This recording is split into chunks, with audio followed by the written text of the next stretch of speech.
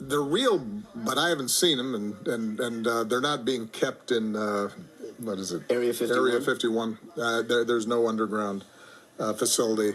26 zazneli dve slová, ktoré odpálili internet. They're real. Vyslovil ich Barack Obama. A stačilo to.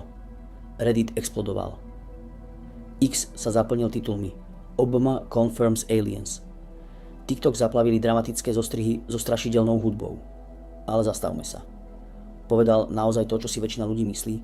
Celé sa to odohralo v podcaste s Brianom Tylerom Cohenom. Lightning Round. Rýchle otázky. Rýchle odpovede. Odľahčený tón? Otázka znela. Sú mimozemšťania reálni? Obama odpovedal. Áno, sú reálni. Ale ja som ich nevidel. Nedržia ich v Area 51, pokiaľ neexistuje obrovská konšpirácia, ktorá to skrýva aj pred prezidentom. Publikum sa smialo. A tu vzniká rozdiel medzi realitou a víralom. Internet si zobral prvé dve slová, vystrihol kontext, odstránil smiech, spomalil video, pridal temnú hudbu. A z vtipnej poznámky sa stal globálny disclosure moment. Toto však nie je prvýkrát, čo Obama hovoril o tejto téme. V roku 2021 v televíznom rozhovore priznal, že existujú objekty na oblohe, ktoré USA nedokážu vysvetliť. Pentagon vtedy zverejnil UAP report, neidentifikované vzdušné javy. A tu je zásadná vec. UAP neznamená mimozemšťan. Znamená, nevieme čo to je?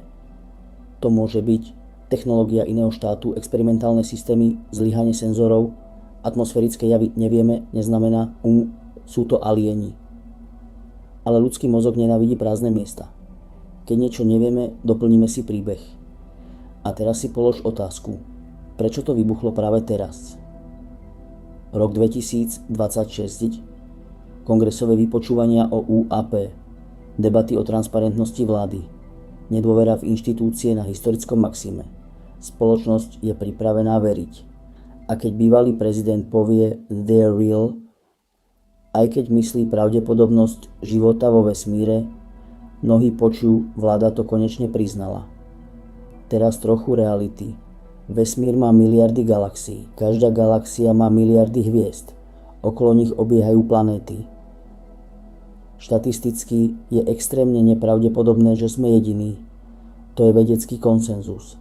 Ale neexistuje dôkaz, že nás niekto navštívil. Neexistuje potvrdený mimozemský materiál.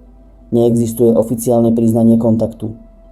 A Area 51, skutočná vojenská testovacia základňa. 10 ročia tajných projektov lietadiel. To samo o sebe vytvára mystiku. Ale mystika nie je dôkaz. A tu prichádza najzaujímavejšia časť. Nie je otázka, že či existujú mimozemšťania, ale otázka, prečo chceme, aby existovali.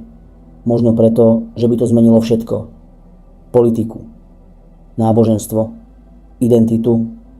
Možno preto, že by to znamenalo, že nie sme sami. A možno preto, že dôvera vo vlády je tak nízka, že každá veta sa interpretuje ako tajný signál. Toto video nie je o tom, že mimozemšťania neexistujú. Je o tom, že jedna veta dokáže rozpútať globálnu hystériu.